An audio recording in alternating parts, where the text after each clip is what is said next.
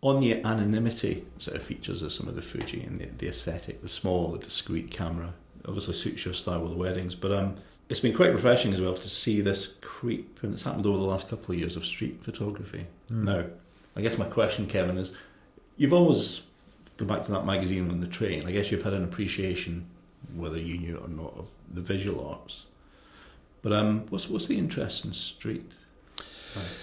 Well, street photography really is, it's my kind of outlet. I love it. I love shooting street photography. I wouldn't particularly say I was any good at it, but I do enjoy it, and I use it a lot as a training ground, if you like, for the wedding work. So, this idea of reactions and observation and light management, the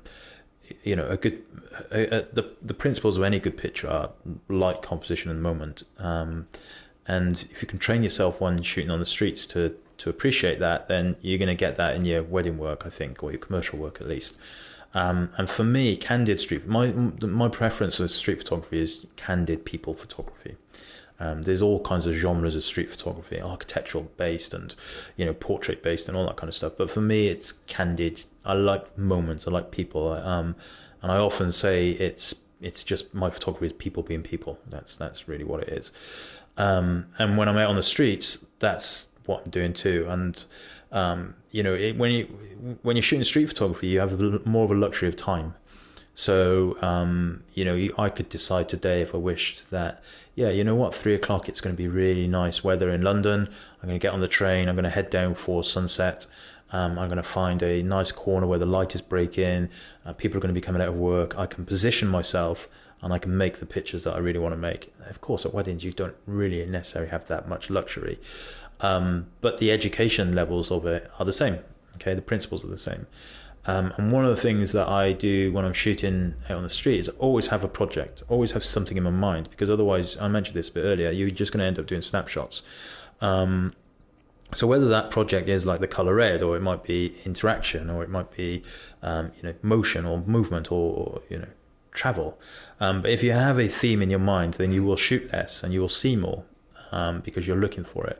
And it's the same at the wedding. So if there's a dead piece of time, sometimes after the speeches, before the first dance, most photographers find that time very laborious, because they think, there's nothing going, everybody sat down drinking a cup of tea, etc. But I must look busy because they paid me, remember, to look busy. So I typically will give myself a little project, and then I'll go and look for things. So whilst I'm still looking, I'm not necessarily clicking away all the time, but I'm giving myself something to deal with the time.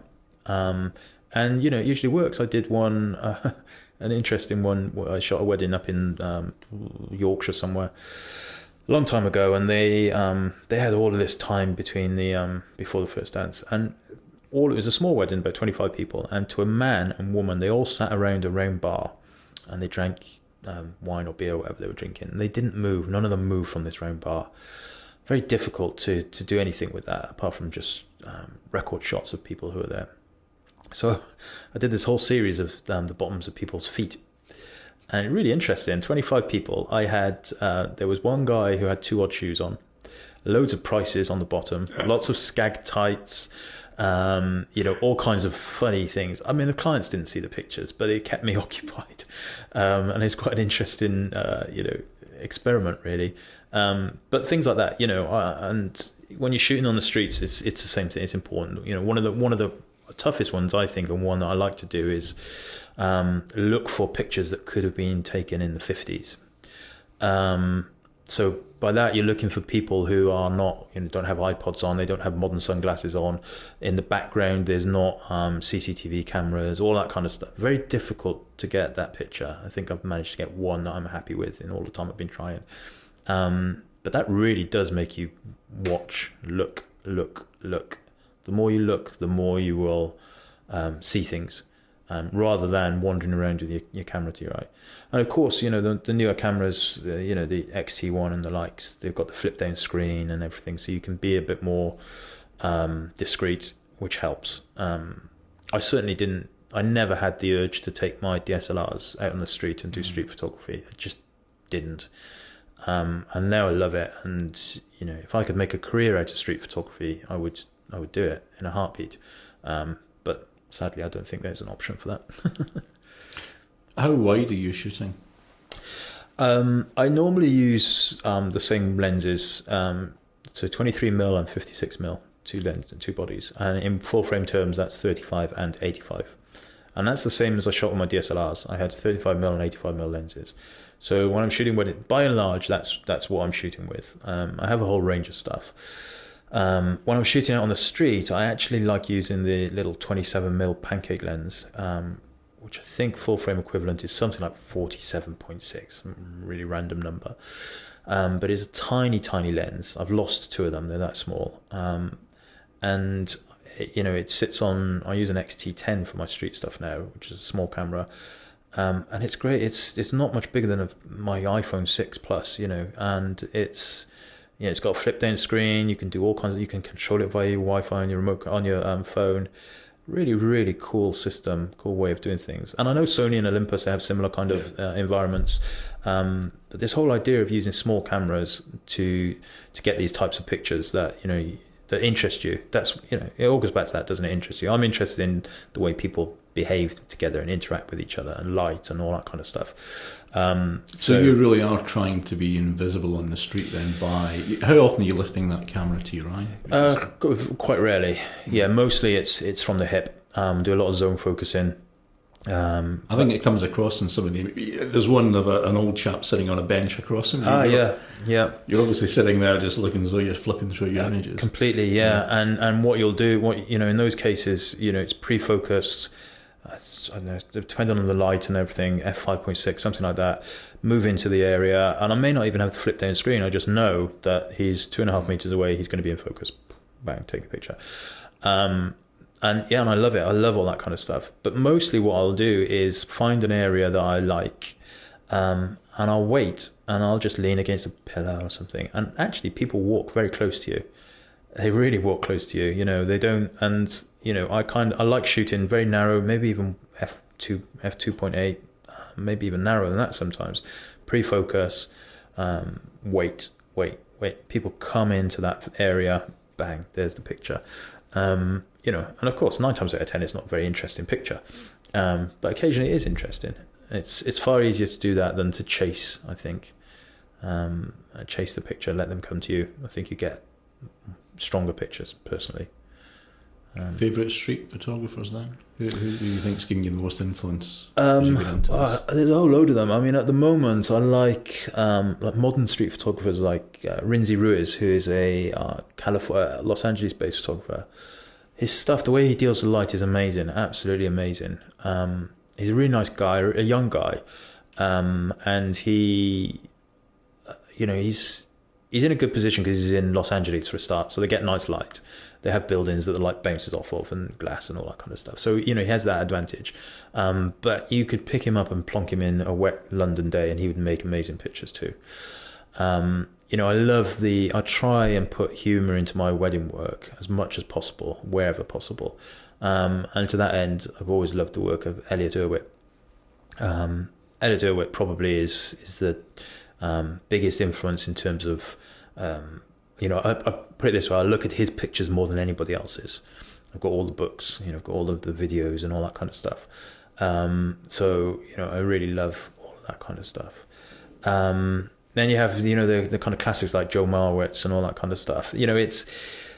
I look at their work and I think it's just incredible, absolutely incredible. And from an inspirational point of view, whilst I do, I do look at other wedding photographers' work, a lot of it, in fact. But generally, if it's a night before a wedding and I'm lying on the sofa or I'm in bed or whatever, I go to YouTube and I look up street photography videos. That's what I'm looking at. And it's that really, gets my attention. And I look at them and I think, right. And it's looking at those kind of videos that make me excited about shooting a wedding. Because I think, right, I've got inspiration. I look at the way he's using that light. Look at that. Look at the laugh, the character he's caught, and the laughter and everything. And the biggest element, the biggest problem for street photography is this idea of the fear of it. The fear of taking pictures on the street paralyzes some people, and it's the same for weddings. On street photography, I mentioned it, letting people come close to me. Mm. And in weddings, it's almost the other way. You have to get close to people if you want to take these types of pictures. And that fear element, you've basically got to be quite ballsy. And, you know, and looking at the way that the street photographers do things. I mean, you can go to extremes like Bruce Gilding, for example. You know, the pictures he gets are great. I love looking at his pictures, but the way he gets them is the complete antithesis to the way that I work in weddings, on the streets, anything. You know, I have a flash. It does turn on, I believe, but that's about as far as the knowledge goes, unfortunately. And it's a little bit of a lazy way of doing things, but I much prefer natural light, or available light, I should say, because, you know, if you're shooting in a dingy nightclub or something, it's not natural light, but it's available light. And, you know, going back to this idea of understanding metering and understanding the light you're given, it's really important to try and figure that out. And I certainly don't use flash, and would never use flash on the street photography. And I really don't use it at weddings either. And it's the only time that I need to kind of add some additional light is for focusing. If it's really dark, then, yeah, you know, occasionally I'll pull that flash out. But I'll normally use a little spotlight that I have in my bag for focus acquisition. I prefer natural light. I prefer ambient light, and a lot of my images are high, elevated ISO levels. I'm not fearful of noise in my pictures, and although saying that, I won't go much higher than 6,400 ISO these days. But again, having the EVF allows you to see what you've got and deal with it accordingly. But one of the things I do like about your work is you're also not afraid of the deep shadows in your work. Yeah. And that comes across, I think, in the street work as well. But given that street is that completely different environment, you know, architecture, as you say, you know, you've got light bouncing off buildings, you've got deep shadows. But are you interested in abstract sort of work in terms of some of the street? Yeah, kind of. I was down in Southampton a while back, and there's a square there where there's basically a big shadow that falls on this square, and it moves across, obviously, given the time. But it's great because you get people who they're literally walking into shadow with light fall on their face and walking out of shadow, you know, with the darkness. And you can do some really quite abstract images in that type of environment. And in the background, there are some large skyscrapers. They're well positioned. You're going to get a good composition from them. But it's not it's more about a type of image that's going to pique the attention. You know, a little bit of ambiguity, I think, in a picture is good in a single picture, because then you kind of look at it and you think, okay, what's going on? So I did some skateboarding guys, and you can't see the skateboarding, you can't see the skates because they've just moved into the shadow area. But you can see their face and you can see their arms, and they're lit, they're well exposed, but they're in the shadow. And you're kind of looking at this from a very wide picture, and you're looking at this whole scene thinking, actually, you know what, I look at it and think, I wonder what was going on in that shadow. You know, it's not obvious. I like to create pictures like that. But again, it's still about the people. It's mostly about people. Light is important, but it's the moment that comes into it. So this idea of light composition moment, I think the light and the moment are the key things. Composition for me is tertiary. Obviously you want to get good composition, but I don't want to miss an image with a good light and good moment because I've been worrying about the rule of thirds and all of that kind of stuff. You can kind of shoot whichever way you appreciate, I suppose, but at the end of the day, like everything, you have to be making pictures that you like. I mean, I guess street photography and that kind of urban photography, whether it's street portraits or architecture for some people, is so experimental in terms of the subject matter. You've started some workshops now in street photography. What do you feel people are coming on those workshops for, given it can be such a personal or experimental sort of theme? What was Kevin Mullins offering on the street? Almost all of the people who come on those workshops, I asked them the question when we sit down for coffee at the beginning, they're coming to try and beat their fear, and that's it. And so they look at my street photos, and to a certain extent the wedding too, and they think, well, how do you beat this fear? How do you get pictures? Basically, how are you getting pictures on the streets of people And so we start quietly. We just basically work our way around the cameras and stuff, and then we start throughout the day. I take them through this whole idea of observing. So I give them little experiments throughout the day. One of the things that we do, for example, is I turn all of their cameras to black and white. So their viewfinders in black and white if they're using EVFs. But then I give them the task of looking for images that are red or that have red in them. So that means they have to move away from the viewfinder. They have no choice but to start looking outside of the frame, watching stuff. And that makes them move the camera away from their eyes. Okay, so they immediately become less threatening to people. Then we move down to kind of shooting from the hip, and then we move into zone focusing. So the whole idea of zone focusing to most people is alien. They have no idea what it is, unless you're a street photographer, in which case it's the Bible. You will know what it is, and you will be using it. And when they get that, when they understand the whole idea of zone focusing, you see all these little light bulbs going ping, ping, ping, ping, ping, ping, ping. Because then they get it. They then understand that you can allow people to get close to you, or you can even get close to people and shoot candidly. You understanding the focus distances and your apertures and what's going on with your ISO and all that kind of stuff. And that's really, but it's about the fear. People want to beat that fear, and hopefully they do. You mentioned earlier about the slowing down at weddings. Did that come after this start in street, or did street? I'm getting it. Did street inform you slowing down in weddings, or did it start earlier? I'm not sure if the street stuff brought that on board, or whether it was actually the move to using EVFs, mirrorless cameras. I think that probably had more to do with it. It's definitely an important element. You know, rightly or wrongly, there are people out there who shoot weddings. They might take 10,000 pictures, 5,000 pictures. It's not the way I want to shoot. I don't think you can not affect the wedding if you are in people's faces going clack, clack, clack, clack, clack, clack, clack, clack. But saying that, the clients that come to those people understand that, and they get the pictures and they do what they need to do, and that's fine. I much prefer to shoot less, see more, shoot less, take the pictures. And I genuinely believe this. I'm not just kind of making it up. I do believe that if you slow down, you will see more and you will take better pictures. Don't get me wrong, I still overshoot at a wedding. I don't think it's natural for anybody not to. But if you're tasked with giving 400 pictures, that's a lot of pictures to try and get from one job.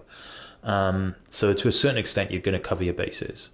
And especially if you're shooting in a documentary style where there's no second chances. You can't ask Granny to re-kiss the bride, because you missed the shot. That's not, some people would, but that's certainly not the way that I would do it. But a wedding, or I guess a personal party or whatever, is there are going to be so many personal moments, particularly with family members who rarely get together. Exactly. Or people are about to pop their clogs. Yeah. When it comes to the grannies. Every one of those images could have a bit of meaning, couldn't it? If Absolutely. you were to revisit that. Yeah, totally. I've heard stories from clients where I've shown them pictures and then they've told me afterwards the story of the relationship. I shot a wedding earlier this year where the grandmother just dropped dead in front of me, literally right in front of me, dropped dead. A bit of a bizarre story, but the fact of the matter is that those are the last pictures. And she was very elderly, and very difficult to get any pictures of, actually, as it turned out, throughout the day. But the pictures I do have of her are candid, and they're natural, and they're her in her natural, in her environment with her friends and family around her. It's not a forced posed group shot portrait type thing, which she would have hated and would never have probably had done anyway. You get all kinds of things that are going on. You just don't understand or don't know until afterwards how important the things are, especially when people pass away. It's powerful. I want people to look at the pictures in 20 years' time. I want them to show the pictures to their children or their grandchildren, and say, look, there's Granddad John, giving me a big hug, rather than there's Granddad John in his vintage looking print with his funny trousers on in a big lineup of other people they don't remember anymore. It's all about those moments for me. It really is. And I think everyone's a character, aren't they? I mean, Yeah. whether it's at a wedding, Yeah. whether through a drink, or just natural persona. But you've got to see the same on the street, I guess, as well. I mean, will you, that interest, obvious interest in people, if you see some street artists or performers, or if you see a bit of confrontation going on, those are interesting moments. Are you trying to capture those? How up close are you getting? It depends on it depends on what's going on. Typically with things like street artists and stuff. So if you go to London, Covent Garden, there's a lot of street artists. I don't normally take the pictures of them. I'll take the pictures of the people taking the pictures of them, that kind of thing. You can really blend in. If you go and stand on Parliament Square, on the opposite side of Big Ben, where the tube exits, it's packed every single day, every moment of every day, especially around the chiming of the clock. It's packed full of tourists. And what are the tourists doing? They're holding their cameras up to their eyes or just in front of them with their iPhones and things like that. So you can really get in there and just do the same. And, I use the little camera, whichever camera it is. And I don't look through the viewfinder. I hold it in front of me like it's a Ffoton, just like everybody else is. And then I just turn around and you can be inches from people's faces and get real frame filling pictures because you're putting yourself in the same environment as them and you're behaving like them and you're doing the same as them. It's not at all threatening, So in those that's the kind of thing that I like to do. If there's some kind of confrontation or something like that, or, occasionally you see somebody, being rather romantic with somebody else on the street, I don't know. I don't typically go for those types of shots because I think, would I like my picture to be taken in that circumstance? And I probably wouldn't. So, I tend to leave those alone. But like I say, when I'm shooting on the street, it's more about the themes and the projects. I'm trying not to divert from those. So if I am at Parliament Square, for example, my theme might be frame filling faces, which I've done several times. And it's great. You can really pick up on characters and, I have a really, really, really, really bizarre ambition. And that is to have, to get a picture of somebody mid-sneeze, just as they're breaking a shadow coming into that light. So metered correctly and a proper kind of poof, achoo. And it's nigh on impossible to get that picture, I think. And that's a really bizarre ambition of mine. And sometimes I'll just wait. I'll find a nice break in light. I'll wait. I'll meter for the shadow. And I'll watch the people come. And obviously, you look in the directions they're coming from, shooting upstream, as they call it. So, watch where the light's falling on their faces. Otherwise, you can end up silhouetting. And, have an idea of what you want, rather than just go and click, click, click, click, click. Has the move into and developing more on the street side, has that sparked any other ideas? I don't know, maybe you had them before, but personal projects, away from the weddings, away from the editing, away from the marketing. What's floating your boat in terms of, you don't have to give me specific projects, but what kind of areas interest you? Yeah, absolutely. And I think, one of my 2016, what do they call it, resolutions, is to do more of this, as I do every year. I have this resolution, I must admit. But I'm really interested in the community that I live in. And there's a lot of farmers, there's a lot of rural agricultural people here. So I'm going to try and explore that a little bit next year. Not from any kind of commercial point of view, just for me to get out, shoot documentary, real life. That's really what I'm interested in. I've shot births. I've shot all kinds of personal stuff in terms of friends and environments like that, and that helps. You can do all that kind of stuff. But I think I have this. I have a couple of long-term projects going on in London from a street photography point of view. Very simple. It's one of them is on a tube and kind of sitting on a seat, and it's an interesting project. But yeah, definitely next year I want to kind of get out there more and do more social documentary. Will perhaps never be seen by the light of day, but it's good for your soul to get out and about. And if you shoot weddings, if you're fully incumbent in or fully encompassed in this environment of weddings, then it's good. But it's it's too much. If that's all you ever do, it's too much, and you definitely need to fulfill your your artistic ambitions, I think, a little bit more. So yeah, I used to shoot sport photography. I used to go to Bristol Rugby Club a lot and go pitch side. And I just don't have the time for that these days. And, I used to love doing that. But again, I had projects there. I would, I'd have these, I would try and get pictures where all of the people in the frame, all their feet were off the ground, things like that, and nobody would ever notice it. But that's what I'm trying to do, because I wasn't doing it for any kind of commercial reasoning. So I had no pressures of delivering killer pictures for the newspapers or anything. All these types of things, kind of run around in your head, and it helps you. I think it helps you look for things, kind of observe more.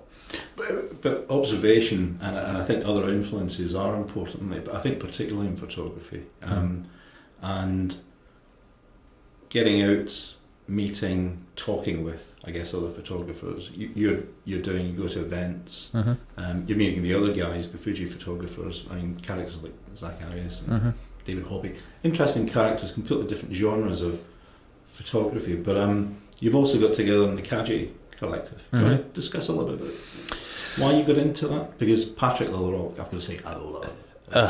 I know, his stuff's amazing. He's amazing. He's one of those guys that you actually want to hate because he's just so good and nice at everything. But very passionate. He's very passionate. He's a great musician. He's a great artist. Just generally a great artist. Great person.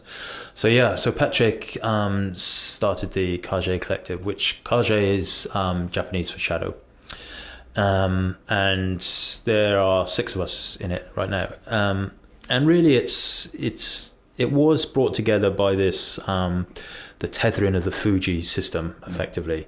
Although we don't really use that as a branding element to it, because it's not true that we would all always be using Fuji, but we would all stay in the collective.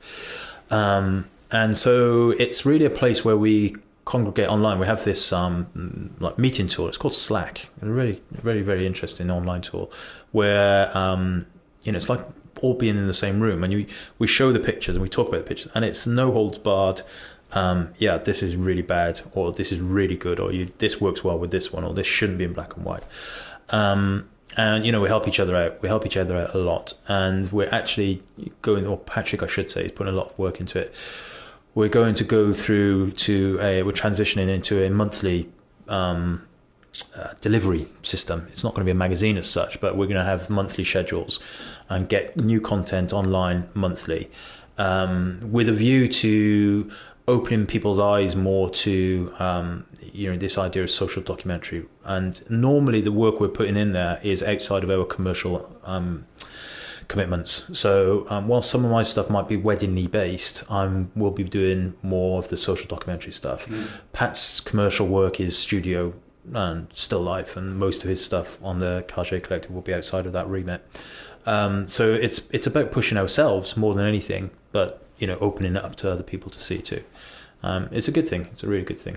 What I did like about Patrick, because he's very much into experimentation. Yeah. And the multimedia projects, because he does music as well. It's very interesting, isn't it? Putting a bit of context to an image, so it's not just words. It's sometimes a sketch. Absolutely, yeah. It's a project. He's an artist. He's just bubbling with art, and I've met him.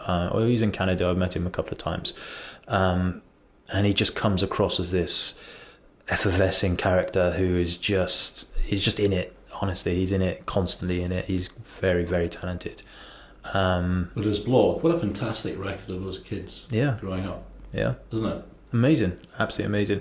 And sometimes you look at the pictures and you think, my word, these are so simple but beautiful. I look at his blog and I think, I've got loads of pictures of my kids, but we just don't have that kind of light falling in our windows, and I live in a tiny cottage with little square windows and everything, and I kind of sometimes think, oh man, we need to move to Canada. But of course it's not about that. It's about his skill of taking those pictures. He'd get the same pictures in my house any time of the day.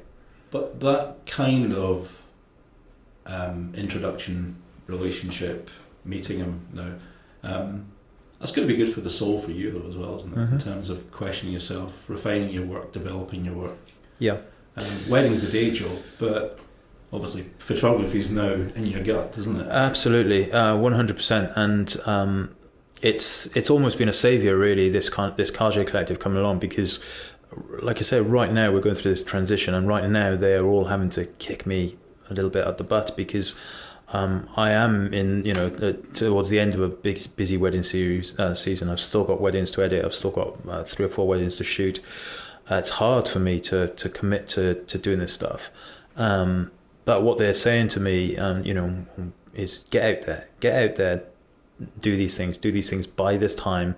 And it's forcing me to do it, and I want to do it. Of course, I could always say no and move away from it, but by really kind of encouraging each other to move forward and shoot outside of our work remits, if you like, then it can only be a good thing. And who knows what will come of it. And one of the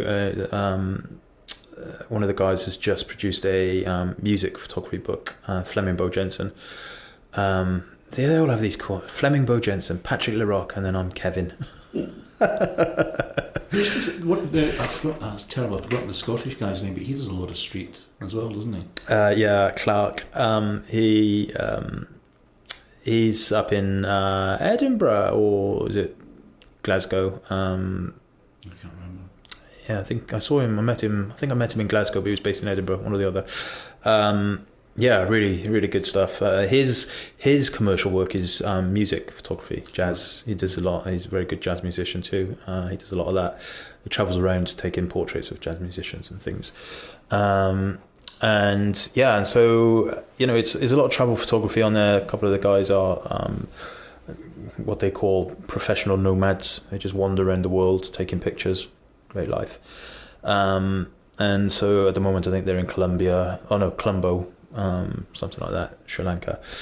What's interesting about some of the posts that have gone up on the Kaji site is, and I wonder whether it's going to inform Kevin Mullins' work going forward, is it's one thing to put together the considered marketing approach blog posts, but the photo essay, words and context with images. Absolutely. Are we going to see more of that from you? Yeah, hopefully. I mean, I've put 3 essays up there this year, or certainly in the last kind of 18 months or 15 months or so. And you're right. What happens is I would never write the stuff that accompanies it on my wedding website. It's a much more, I don't know, it's personal. Yeah, I suppose it's it's not really what brides would want to read. But yeah, I did this whole. I was in Argentina and I went to this place called the La Recleta Cemetery, where they have all of the famous people. Basically, anybody who's anybody in Argentina, they all get buried in the same place. And like Eva Prom's there and all this kind of stuff. And that's where everybody is there. They're all looking at her grave and they're all putting flowers on it. And I was just wandering around the back of it, and there's just one tiny grave for this little boy called Joachim, and he was born in 2006 and died in 2011. And so I formulated this photo essay based around the fact that he's a little boy. Nobody's looking. His grave was not in a good state of repair.